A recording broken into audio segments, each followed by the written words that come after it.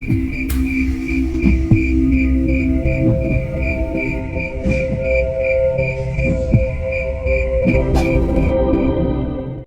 dasarnya, manusia bukanlah makhluk yang penyabar. Manusia ingin semuanya instan dan tidak berlama-lama. Keluarga Cakrawangsa mengadopsi sikap manusia yang jelek ini.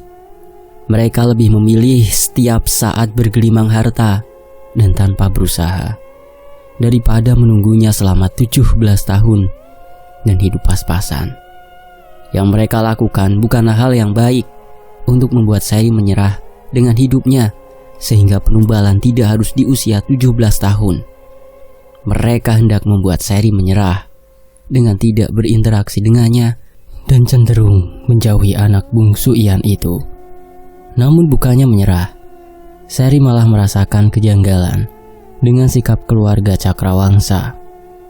Perempuan itu menghubungkan masalah interaksi ini dengan para sosok mengerikan yang datang. Tarikan kesimpulan, rasa ingin tahu dan petunjuk-petunjuk kebetulan yang didapatkan Sherry malah menjadi bumerang bagi keluarga Cakrawangsa. Berawal menjauh, kini keluarga Cakrawangsa hampir dibuat runtuh oleh Sherry. Sebagai kepala keluarga Cakrawangsa, Ian tentunya malu dengan anak terakhirnya. Jika seluruh harta di gudang hilang, maka kepala keluarga itu mau tidak mau, siap tidak siap, harus menyiapkan kepalanya, siap untuk dilepaskan dari lehernya. Hukuman yang dinilai belum setimpal untuk masalah sebesar ini. Saat ini, keringat mengalir semakin deras. Ian menggigit bibirnya sembari berlari menuju bagian barat rumah Cakrawangsa. Rumah yang besar, ditambah dengan kepanikannya akan harta Cakrawangsa, membuat jantung Ian berdetak semakin cepat. Bagaimana hal itu bisa terjadi? Apa yang menyebabkan hilangnya harta Cakrawangsa? Batin Ian. Butuh waktu hampir 20 menit untuk sampai di depan gudang harta. Dengan nafas terengah-engah, Ian membuka pintu gudang dengan kencang hingga menggema di dalam gudang yang sangat besar itu. Begitu terbuka, Ian bersimpuh. Pria itu mengusap matanya yang mulai berair. Tubuhnya bergetar seiring matanya menyapu bersih gudang. Kepala keluarga itu mendapati jika harta yang ada di gudang hanya tersisa seperempatnya. Ian masih belum percaya dengan hilangnya harta-harta Cakrawangsa. Apa yang terjadi sebenarnya? Mengapa menghilang semua hartanya? Tidak mungkin ada pencuri, ujar Ian yang sekarang sedang mencoba untuk tetap tenang. Merasa ada yang janggal, Ian mengeluarkan ponselnya, lantas membuka laman pertanyaan yang dikirimkan. Kemudian ia kirimkan ke grup keluarga Cakrawangsa. Begitu terkirim, Ian langsung ke pusat kendali. Ia hendak melihat rekaman CCTV. Membutuhkan waktu yang tidak lama melihat CCTV dari layar monitor. Matanya setajam elang. Dengan cermat, ia mencari penyebab hilangnya harta-harta. Cukup lama Ian dan teknisi ditugaskan di ruang kendali. Sampai akhirnya mereka menemukan hal yang sebenarnya. Tunggu, lantainya berubah menjadi merah. Merah kehitaman, ujar Ian. Saya tidak tahu, Pak. Baiklah, tolong diputar lagi, pinta Ian. Rekaman kembali ditayangkan setelah lantai gudang berubah menjadi merah kehitaman.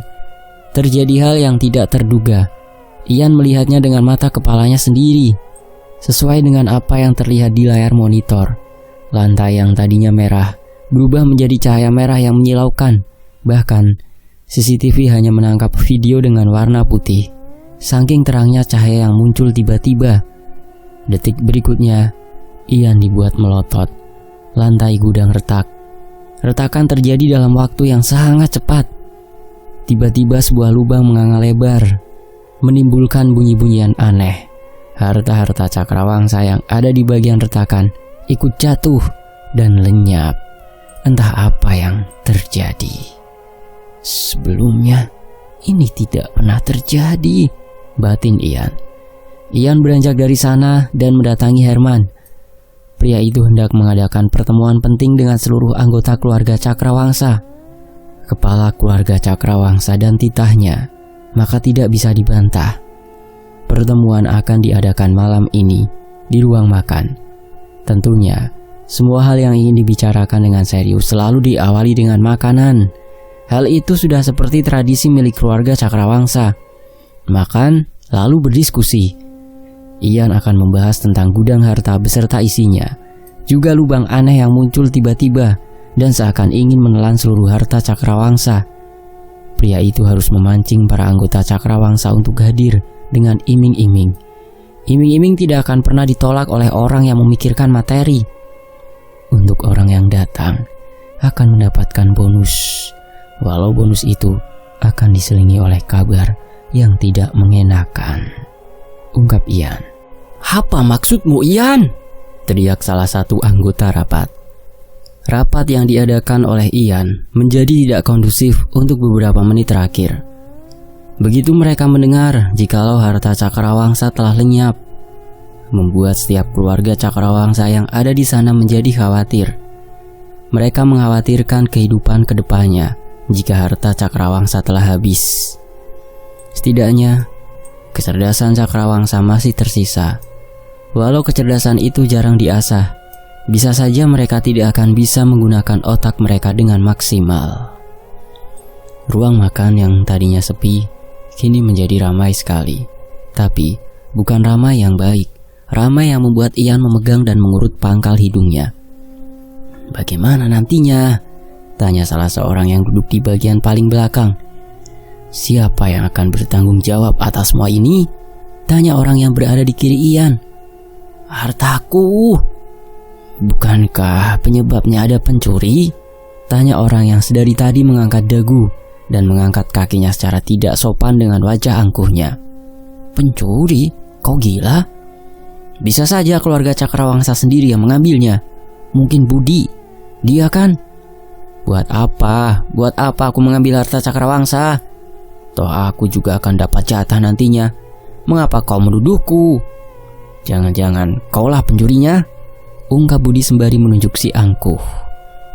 Di tengah keributan ini, ada satu percakapan yang membuat Ian mendapatkan pencerahan.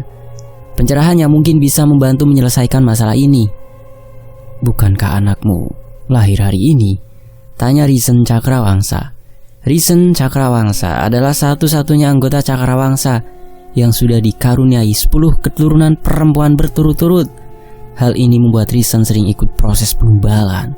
Juga, pria itu adalah orang selain kepala keluarga Cakrawangsa yang mendapatkan banyak bagian dari harta Cakrawangsa. "Benar, aku dengar istriku sudah masuk ke ruang persalinan," jawab Sura Cakrawangsa. Sura adalah saudara kandung Ian yang paling muda. Tidak seperti Risen, anak Sura kebanyakan laki-laki, membuat pria itu hanya menyumbang para penumbal yang akan melanjutkan perjanjian Cakrawangsa. Untungnya, anak yang sekarang sedang diperjuangkan istrinya memiliki jenis kelamin perempuan. Hal ini membuat Sura akhirnya dapat mengikuti proses penumbalan. Setelah cukup lama ia tidak melakukannya. "Tidak kau temani?" tanya Risen sekali lagi. Sudah terlalu sering aku menemaninya. Kali ini, dia bilang ingin melahirkan anak perempuannya sendiri, balas Sura. Ian sedikit terilhami. Sang kepala keluarga Cakrawangsa itu menghentikan keributan yang tidak membantu sama sekali. Keributan yang hanya membuat suasana menjadi semakin runyam. Ian berdiri sembari memegang sendok. Entah untuk apa sendok diangkat-angkat. Sepertinya sendok yang pria itu gunakan untuk makan tadi tidak sengaja menjadi bintang utama rapat ini. "Bisakah aku memohon perhatian kalian? Masalah tidak akan selesai jika kalian hanya meributkannya dan tidak menyelesaikannya," ujar Ian dengan nada tegas. Dalam sekejap, ruang makan menjadi senyap. Tanpa suara, ketegasan Ian terlihat begitu mengintimidasi. Pria itu bernafas lega saat melihat keluarga Cakrawangsa diam. Oke, harta yang ada di gudang harta lenyap dalam semalam, tanpa sebab, tanpa jejak. Satu-satunya petunjuk yang kita punya adalah rekaman CCTV di gudang harta, ungkap Ian. Ian memutar laptopnya. Pria itu hendak menunjukkan rekaman CCTV. Play sudah ditekan. Video gudang yang berisi harta berlimpah. Semua mata tertuju pada laptop Ian. Mereka penasaran dengan penyebab hilangnya harta-harta Cakrawangsa. Otak Cakrawangsa telah memproses jikalau pencurian tidak masuk ke dalam kasus ini, sebab penjagaan Cakrawangsa sangat ketat. Tidak mungkin ada orang asing yang masuk tanpa permisi, lalu mengambil harta-harta Cakrawangsa. Begitu rekaman CCTV telah sampai ke menit di mana lantai berwarna merah menyala, harta Cakrawangsa jatuh. Hal ini membuat semua keluarga yang hadir di rapat ini terkejut dan terheran-heran. Apa yang menyebabkan itu terjadi? Tanya Faras Cakrawangsa. Faras Cakrawangsa adalah sepupu Ian yang tertua. Faras ini adalah orang yang membuat keributan tadi, melemparkan masalah yang ada ke orang-orang yang masih membaca situasi saat ini. Faras adalah si angkuh yang menuduh Budi Cakrawangsa. Pria itu seakan menggiring orang-orang Cakrawangsa yang belum tahu maksud dari mereka semua dikumpulkan di ruang makan untuk menuduh Budi. Dengan entengnya Faras melemparkan ujaran yang dapat merugikan semua orang. Kita masih belum tahu apa yang menyebabkan cahaya merah itu. Yang jelas, lantai gudang menjadi berlubang dan harta Cakrawangsa tersedot ke dalamnya. Tetapi, saat aku melihat kondisi gudang, lantainya telah kembali seperti semula. Hanya harta Cakrawangsa yang hilang, ungkap Ian. Suasana langsung menjadi ribut lagi. Beberapa tidak terima dengan hilangnya harta, sekaligus tidak mempercayai rekaman CCTV yang buram itu. Sisanya masih bingung dengan apa yang terjadi. Lalu, apa hal yang bisa dilakukan untuk mengatasi hal ini, Ian? Tanya Bagus Cakrawangsa, sepupu Ian yang paling muda. Satu-satunya cara adalah bertahan. Bertahan dengan harta yang tersisa sedikit. Jika ingin bergelimang harta lagi, kita harus menumbalkan banyak sekali putri Cakrawangsa, ungkap Ian. Semua orang terdiam. Keluarga Cakrawangsa yang sedang hamil hanya 2 orang. Salah satunya akan lahir hari ini, yakni anak Sura. Satunya lagi adalah istri Bagus Cakrawangsa yang sudah hamil besar.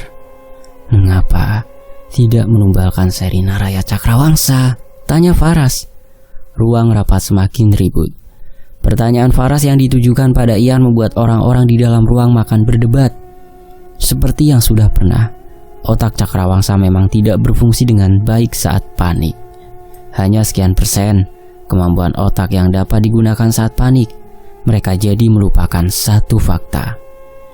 Anakku tidak bisa ditumbalkan sampai usianya 17 tahun.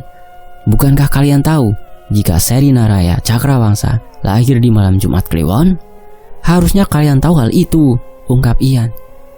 Ungkapan Ian berhasil membuat semua orang terdiam. Pandangan para keluarga Cakrawangsa tertuju pada Faras yang memulai semua ini. Faras yang dilihat banyak orang hanya mengangkat bahu. Pria itu tidak peduli dengan kesalahpahaman yang baru saja terjadi. Di sisi lain, Seri yang sudah memutuskan untuk mengikuti cara Seto menjadi sedikit santai. Perempuan itu tidak terlalu memikirkan hal yang terjadi sampai penumbalan dirinya tiba. Batu rubi yang selalu ia bawa akan menjadi senjata Seri. Sekali lagi, Seri masih belum begitu percaya, tetapi anak bungsu Ian itu tidak bisa memikirkan apapun untuk saat ini, sehingga perasaan mau tak mau dengan mudahnya menguasai Seri. Namun, hari-hari yang Seri pikir akan tenang malah menjadi hari-hari terburuk sepanjang hidupnya. Entah apa penyebabnya, sosok-sosok gaib mengerikan selalu muncul di hadapan Seri, membuat perempuan itu cemas dan ketakutan. Batu rubi yang didapatkan Seri tidak membantu mengusir sosok-sosok itu. Malahan, batu itu selalu berpendar-pendar merah dengan terang dan mengganggu waktu tidur Seri. Cahaya itu tidak pernah padam sejak anak bungsu Ian itu menampar Edsel Cakrawangsa. Batu tidak berguna, Apa benar batu ini bisa merusak lingkaran penumbalan? Keluh Sherry. Perempuan itu menatap jendela kamarnya yang terbuka. Ia menghela nafas. Sudah seminggu sejak Sherry terbuka dan menangis kepada keempat kakaknya. Selama seminggu itu, ia menghabiskan waktu di dalam kamar. Lebih tepatnya, mengurung diri dengan sengaja.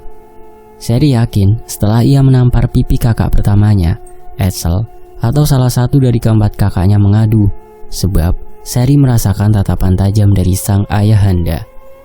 Walau perempuan itu sudah terlalu sering mendapatkan pandangan seperti itu dari ayahnya, tapi yang ini berbeda. Tatapan ayahnya seperti mengatakan bahwa Sherry memiliki kesalahan besar yang tidak dapat dimaafkan. Sherry tidak tahu apa yang dimasalahkan ayahnya. Yang jelas perempuan itu sedikit terganggu dengan pandangan Ian Cakrawangsa. Belakangan ini, Sherry juga mendengar jikalau para paman dan saudaranya yang sudah beristri sedang beramai-ramai pergi ke dokter kandungan. Sherry pikir hal ini terjadi karena musim punya anak. Tapi, ia ingat jika keluarga Cakrawangsa menumbalkan para anak perempuan mereka. Perempuan itu langsung mengambil kesimpulan jika keluarga Cakrawangsa akan melakukan penumbalan besar-besaran. Maka dari itu, Sherry hendak mencari tahu hal apa yang membuat keluarga Cakrawangsa hendak melakukan penumbalan besar-besaran. Kalau anaknya laki-laki semua, pasti rencana penumbalan besar-besaran gagal, celetuk Sherry. Namun tentu saja tidak ada cara untuk mengubah dan menentukan jenis kelamin bayi Cakrawangsa. Semua itu adalah takdir. Para perempuan yang sudah ditumbalkan atau akan ditumbalkan memang ditakdirkan untuk menjalani hidup seperti itu. Sherry turun dari tempat tidurnya. Perempuan itu akan keluar dan mencari tahu. Baru saja kakinya memijak lantai, sosok busuk dengan darah yang biasanya muncul berhasil mengagetkan Sherry. Bisakah sekali saja aku menjalani hari dengan tenang? Tanya Sherry kepada sosok itu. Tentu saja tidak ada jawaban. Sherry menggerutu, lantas beranjak dari kamarnya. Perempuan itu hendak memasang telinganya dengan baik, seperti saat pertama kali mendengarkan kabar mengenai penumbalan Cakrawangsa. Sosok busuk itu hanya diam dan mengamati setiap gerak-gerik Sherry, tanpa memiliki niat untuk mengganggu sang pemilik kamar. Makanya, Sherry sangat bersyukur sosok itu tidak mengganggu.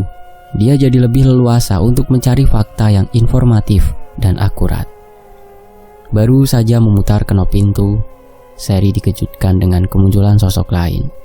Kali ini anak kecil dengan bercak darah di sekujur tubuhnya. Sosok yang memiliki senyum aneh. Senyum yang terlihat seperti mulutnya sengaja ditarik ke samping. Senyuman lebar dari ujung kanan pipinya ke ujung kiri pipinya. Seakan-akan rahang dari anak kecil itu sangatlah besar. Sherry mencoba untuk tidak memperhatikan sosok anak kecil itu. Bungsu dari 5 bersaudara itu berjalan dengan semangat membara menuju rumah Cakrawangsa bagian timur. Rumah-rumah di bagian timur ibarat pemukiman padat di Indonesia. Kebanyakan keluarga Cakrawangsa memang tinggal di sana, membuat Sherry harus berhati-hati agar tidak dilihat keluarga Cakrawangsa yang lain. Begitu melewati bagian timur dari rumah Cakrawangsa, si bungsu ini melambatkan langkahnya. Sherry hendak berbelok ke kanan, tapi atensinya tersedot pada wanita muda yang duduk di depan salah satu kamar. Dia adalah Gina, istri dari Herman Cakrawangsa. Sherry merapatkan tubuhnya dengan dinding dan memasang telinganya pada posisi siap siaga. Padahal, aku ingin anakku menjadi besar dan kuat. Tapi mengapa Cakrawangsa meminta tumbal lagi? Gumam Gina. Gumaman istri Herman itu masih dapat didengar Sherry dengan jelas, sebab suasana di sekitar rumah bagian timur sangat sunyi. Untuk sejenak Sherry terdiam, pikirannya melayang. Jadi memang benar, kalau Cakrawangsa meminta tumbal lagi, aku tidak bisa membantu apapun. Atau batu rubi itu bisa membantu. Jika batu rubi itu bisa menghancurkan lingkaran penumbalan, maka anak perempuan Cakrawangsa akan selamat, batin Sherry. Pemikiran Sherry juga dijadikan sebagai praktis sebelum memakai batu rubi saat usianya 17 tahun. Hal ini juga bisa menjadi momen untuk mengetes kemampuan rubi merah yang Sherry temukan di ruangan tersembunyi. Merasa sudah cukup, Seri bergerak perlahan dari sana. Perempuan itu mencoba keluar dari rumah Cakrawangsa bagian timur tanpa menimbulkan suara. Namun, keberuntungan sedang meninggalkannya. Sebuah tangan menepuk pundaknya, membuat bulu kuduk Seri berdiri.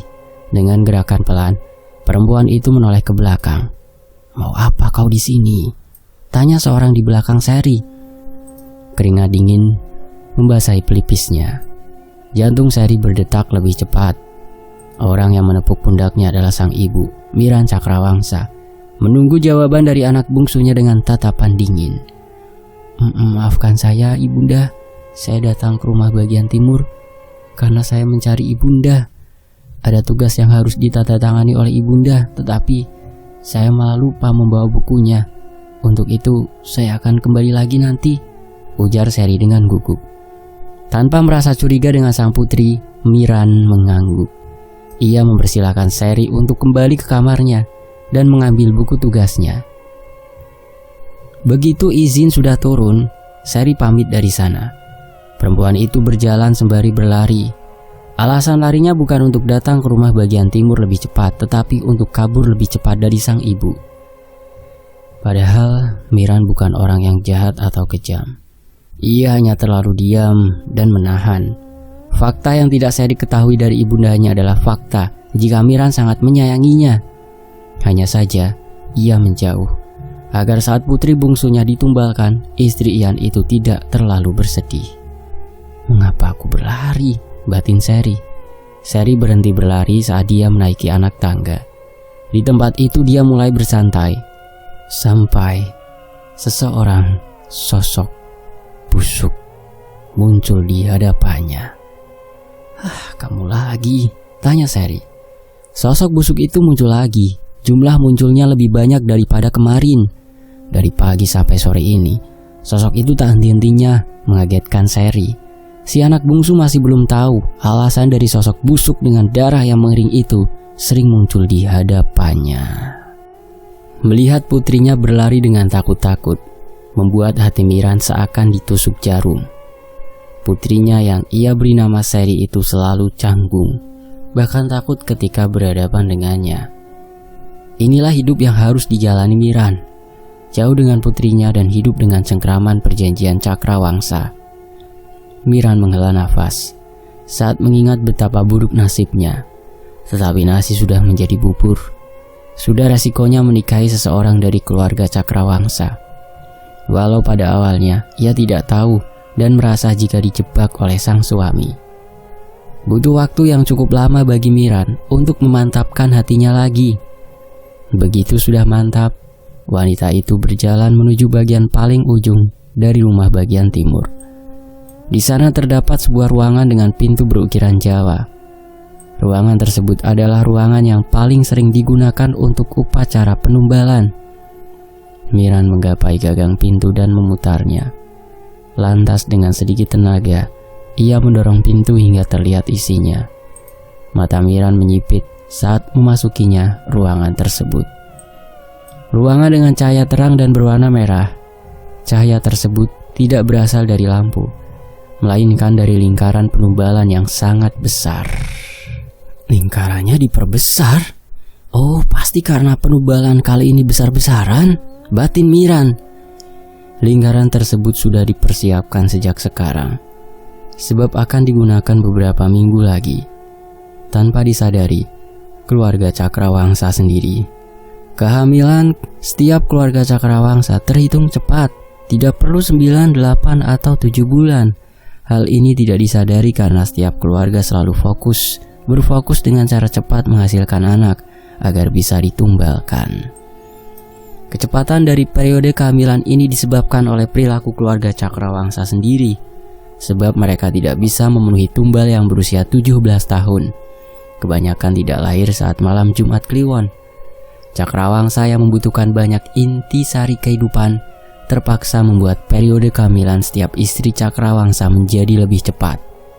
Sebenarnya, apa keuntungan menumbalkan bayi-bayi mungil seperti ini? Bukankah yang diminta oleh Cakrawangsa adalah tumbal berusia 17 tahun? Setauku tumbal yang berusia 17 tahun memiliki intisari kehidupan yang sangat banyak. Apa penyebab keluarga Cakrawangsa merubah hal ini? Awal mula penumbalan bayi yang baru lahir ini dari siapa? Batin Miran. Wanita itu masih mengamati lingkaran penumbalan yang berputar dengan pelan.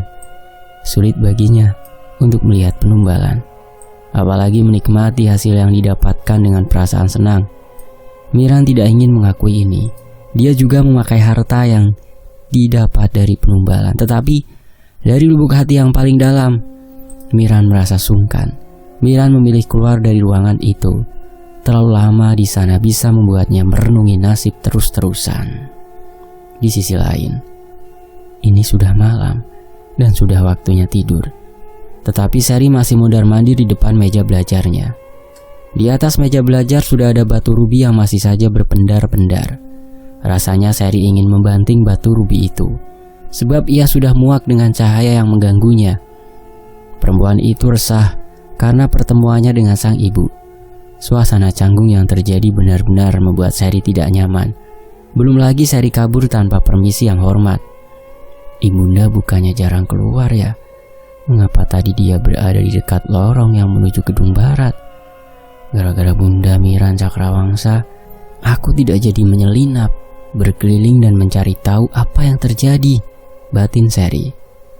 Tidak ingin tidur terlalu malam, juga tidak ingin bertemu sosok berpakaian serba emas.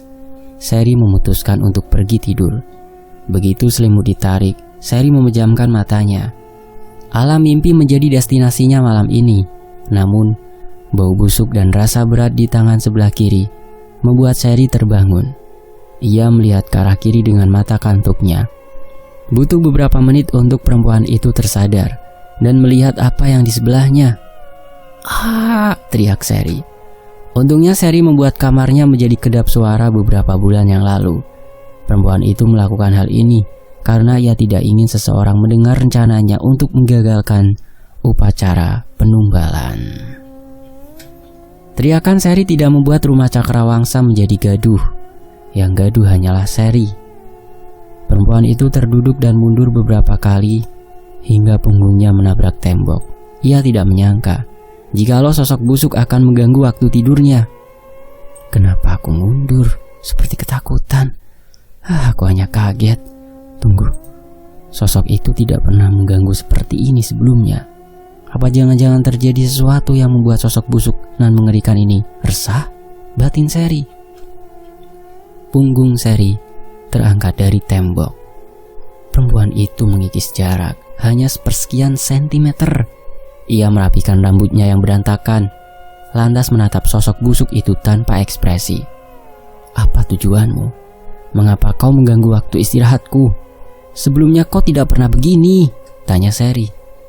Sosok itu hanya diam, tetapi secara tiba-tiba sosok itu menunjuk jendela kamar yang terbuka lebar. Mata merahnya masih menatap Seri. Hanya suara nafas yang terdengar ke telinga perempuan itu. Setan napas? Itu tidak penting. Sekarang adalah bagaimana caranya memahami gerak-gerik anehmu ini, ujar Seri. Sosok itu menunjuk-nunjuk Seri, lalu menunjuk dirinya sendiri. Dilanjut dengan berpindahnya sosok itu ke depan pintu kamar Seri. Seri memutar otaknya dengan tenang. Kejeniusan yang didapat dengan cara curang bekerja dengan baik. Perempuan itu mengangguk-angguk mengerti. Jadi kau ingin aku mengikutimu dan pergi keluar? Nah, sekarang keluar ke... Sosok itu menunjuk jendela dan berpindah ke depan jendela. Seri mengikuti sosok itu dan melihat keluar jendela. Begitu perempuan itu di depan jendela, sosok busuk menuju gerbang keluar. "Hah? Keluar dari rumah Cakrawangsa?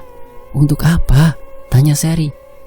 Kali ini sosok itu tidak berbuat apa-apa. Ia hanya terdiam sembari memandang Seri. Orang yang dipandangi menarik rambutnya dengan pelan, takut rontok. "Baiklah, besok saja ya. Malam-malam seperti ini berbahaya. Apalagi aku bisa melihat teman-temanmu," ujar Seri. Seri sudah menganggap masalah selesai. Ia naik ke atas tempat tidur dan menarik selimutnya. "Selamat tidur, siapapun kau," celetuk Seri. Sosok busuk itu masih berdiri di sana, memandangi Seri yang mulai terlelap. Sosok itu mengambil tempat di kursi belajar pemilik kamar. Sorot matanya berubah menjadi sendu. Jika anak bungsu Ian melihat wajah sendunya, sudah pasti akan berkata, "Hantu bisa sedih?" Sosok itu membuka mulutnya, mencoba berbicara kepada Sherry. Gigi-giginya yang tajam dan berwarna kemerahan terlihat. Setetes air menetes dari matanya yang berwarna merah darah. Sosok itu menangis di depan Sherry. Perempuan yang sudah terlelap tentunya tidak akan mengetahui hal ini. Sosok itu membuka mulutnya perlahan, sembari menatap rembulan yang indah dan sedap dipandang. Untuk beberapa saat, tidak ada suara yang keluar dari mulut sosok itu. Melihat rembulan membuat air mata kehitaman mengalir semakin deras. Sosok itu benar-benar berharap agar bisa diberikan kesempatan untuk mengucapkan sepatah kata. "Maaf, karena aku keras kepala." Bersambung. Nantikan bagian berikutnya hanya di Fakta Sejarah. Terima kasih untuk penulisnya. Terima kasih buat teman-teman yang sudah menyimak sejauh ini di sini. Saya pamit. Wassalamualaikum.